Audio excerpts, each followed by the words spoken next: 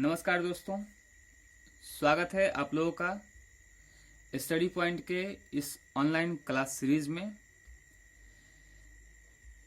इस वीडियो में हम लोग फिजिक्स के ऊपर कुछ बात करेंगे। जैसा कि आप लोग जानते हैं, फिजिक्स का जो पहला चैप्टर है वो है इलेक्ट्रोस्टैटिक्स, विद्युत स्थितिकी। तो आज हम लोग इलेक्ट्रोस्टैटिक्स के ऊपर ही कुछ बात करेंगे। इस चैप्टर में बहुत सारे डेरिवेशन आते हैं जिनके बारे में आप लोगों को पढ़ना है। तो आज हम इन्हीं में से एक डेरिवेशन की चर्चा करने वाले हैं। दोस्तों याद रखिएगा कि इलेक्ट्रोस्टैटिक्स के डेरिवेशन में विद्युतीय द्विध्रुव का बहुत यूज है। विद्युतीय द्विध्रुव मतलब इलेक्ट्रिक डाइपोल। तो इलेक्ट्रिक डाइपोल का बहुत सारा उपयोग है। तो सबसे पहले हम लोग ये जानेंगे कि विद्युतीय द्विध्रुव क्या होता है।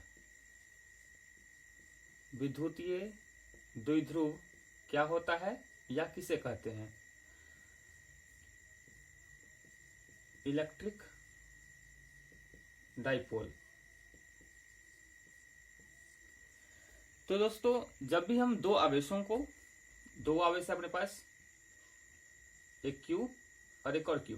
ध्यान ये रखना है कि जब भी हम दो आवेशों को जिनमें दोनों का मान बराबर होना चाहिए, यानी अगर एक Q है तो दूसरा भी Q होना चाहिए, मतलब कि दोनों का मान बराबर होना चाहिए और दिशा जो है वो विपरीत होना चाहिए। यानी इसका जो नेचर होता है, प्रकृति है, वो जस्ट ऑपोजिट होना चाहिए। यानी अगर एक प्लस Q हो तो एक माइनस Q हो। तो यदि हम दो ऐसे आवेशों को जिनमें एक प्लस हो एक माइनस हो, मान बराबर हो, इन दोनों को हम बहुत कम दूरी पर या 2L की दूरी पर रख देते हैं, तब इसी सिस्टम को हम लोग कहते हैं विद्युतीय द्विध्रुव।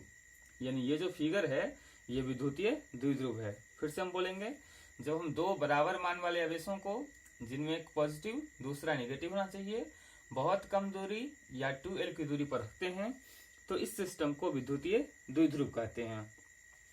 अच्छा दोस्तों, जैसे हम बोलते हैं कि बहुत कम दूरी, जैसा हमने कहा कि बहुत कम दूरी या 2L की दूरी, तो क्वेश्चन ये उठता है कि 2L की दूरी बहुत कम कैसे हुई? जैसे कि 2L से तो कम दूरी L भी हो सकती थी, L/2 भी हो सकती थी, L/4 भी हो सकती थी।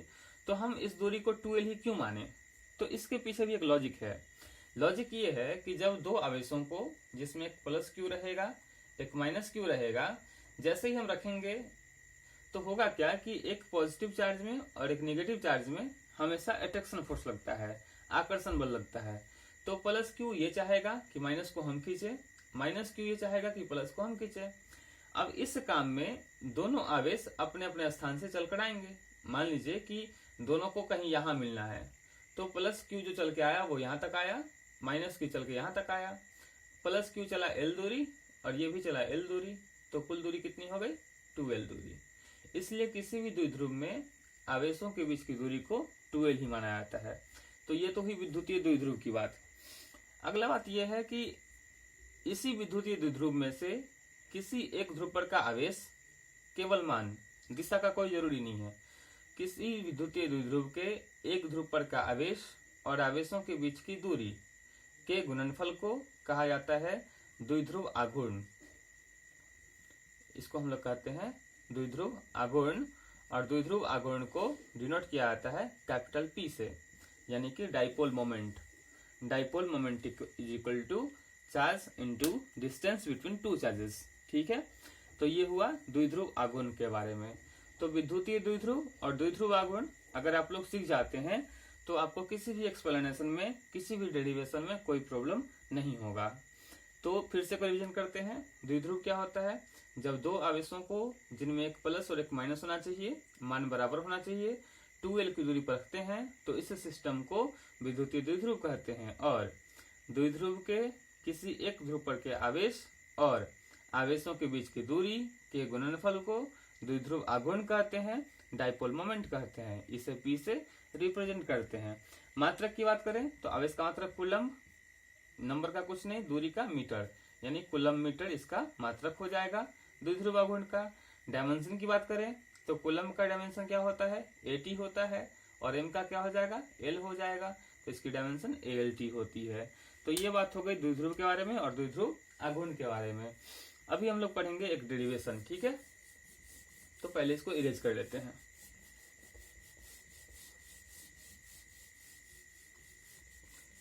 चलिए हमारा एक डेरिवेशन है,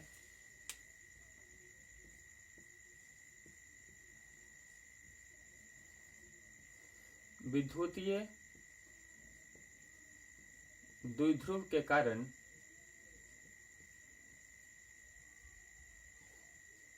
अक्षीय स्थिति में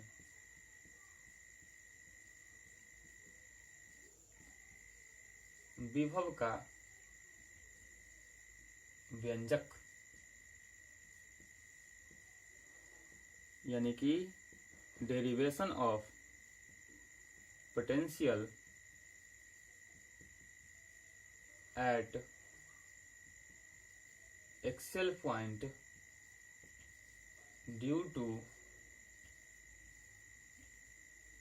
इलेक्ट्रिक डाइपोल, ये हमारा आज का डेरिवेशन है।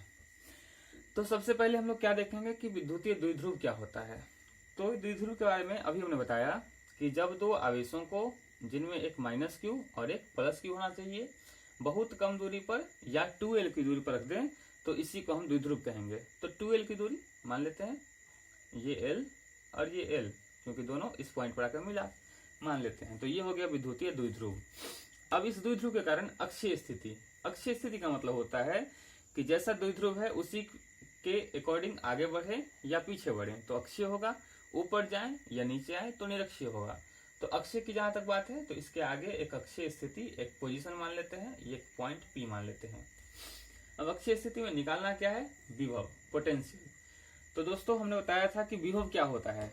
विभव का मतलब होता है कि जब भी किसी आवेश को एक जगह से उठाकर दूसरे जगह ले जाने में हम कुछ काम करते हैं तो उसी काम को विभव कहते हैं। यहाँ पे विभव निकालना है मतलब कि काम निकालना है, कितना काम कर रहे हैं। काम कौन सा, आवेशों को ले जाने का। तो मान लेते हैं कि हम इस प्लस क्यू को उठाकर यहाँ से यहाँ लाए और जो हम काम किए वो पहला विभव V1, फिर इस आवेश को उठाकर यहाँ से यहाँ ले गए, अब जो काम किए इस काम का नाम हो गया V2, और टोटल करना होगा तो V1 V2 को ऐड कर लेंगे। फिलहाल विभव का फॉर्मूला क्या होता है, विभव का फॉर्मूला होता है 1/4πε0 चार्ज बाई डिस्टेंस, ये होता है फॉर्मूला विभव का। अच्छा मान लेते हैं पॉइंट O से P तक की जो दूरी है वो दूरी D है, पॉइंट P से O तक की दूरी को D मान लेते हैं। तो दोस्तों जब यहाँ से यहाँ की दूरी D हुई तो अगर हम प्लस Q से बात करते हैं तो इतना बड़ा दूरी D है तो इतना बड़ा कितना होगा, यानी इतना डिस्टेंस कम जाएगा, L डिस्टेंस कम जाएगा, यानी ये हो जाएगा D माइनस L, ये प्लस Q से दूरी, और माइनस Q से कितना हो जाएगा, तो P से O D हो गया, इतना बढ़ गया यानी L बढ़ गया, तो दूरी क्या हो जाएगा D प्लस L, ये हो गया डिस्टेंस माइनस Q से। तो पहले हम निकालते हैं प्लस Q के कारण, यानी प्लस Q के कारण हम कितना काम कर रहे हैं। जब हम प्लस Q को उठाकर ले जा रहे हैं तो हम कितना काम कर रहे हैं, इसको V1 माना है हमने।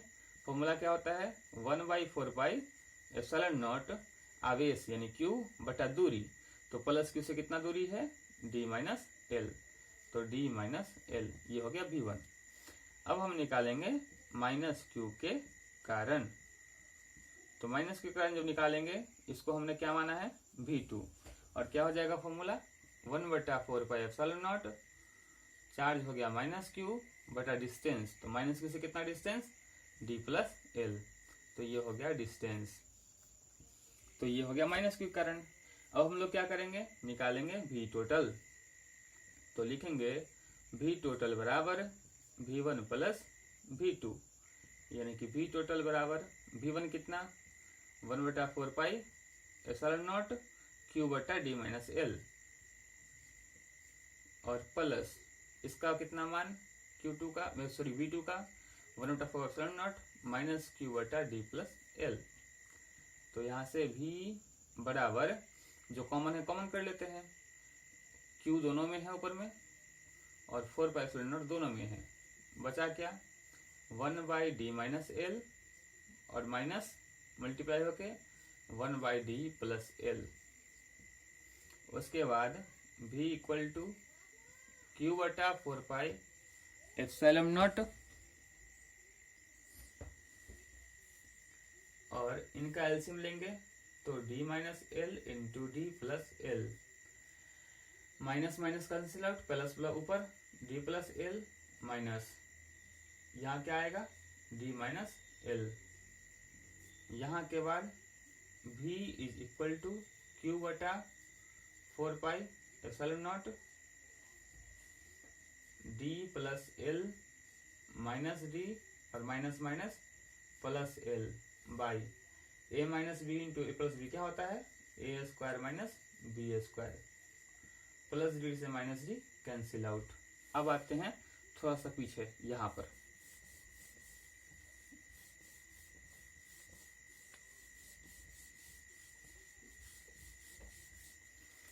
तो v बराबर q बटा 4 पाई एप्सिलॉन नॉट, ऊपर क्या बच रहा है l plus L 2l by नीचे क्या बच रहा है d square minus l square, then v equal to q into 2l by 4 pi epsilon naught d square minus l square. और अभी हमने क्या बताया था कि विद्युतीय द्विध्रुव में किसी एक ध्रुव पर का आवेश और बीच की दूरी के गुणनफल को कहते हैं द्विध्रुव आघूर्ण यानी कि P। तो Q इंटू 2L को हम P से रिप्लेस कर सकते हैं, यानी कि यहाँ Q इंटू 2L है, इसको हम P से रिप्लेस कर देंगे। Then V equal to P बटा 4 pi epsilon naught d square minus l square.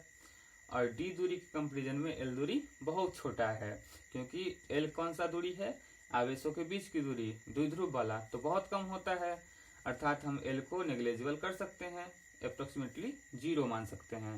Then L portion गायब हो जाएगा, क्या बचेगा v equal to P by 4 pi epsilon naught d square.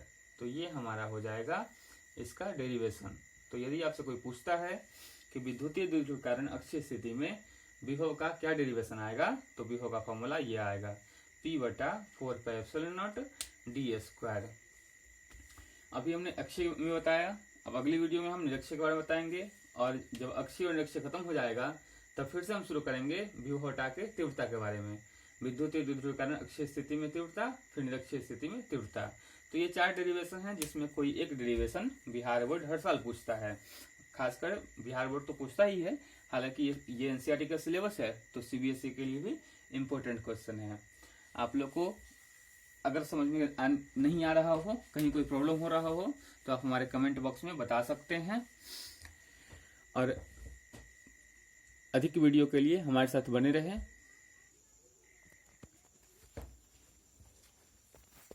ये हमारा फाइनल डेरिवेशन है। धन्यवाद। जय हिंद।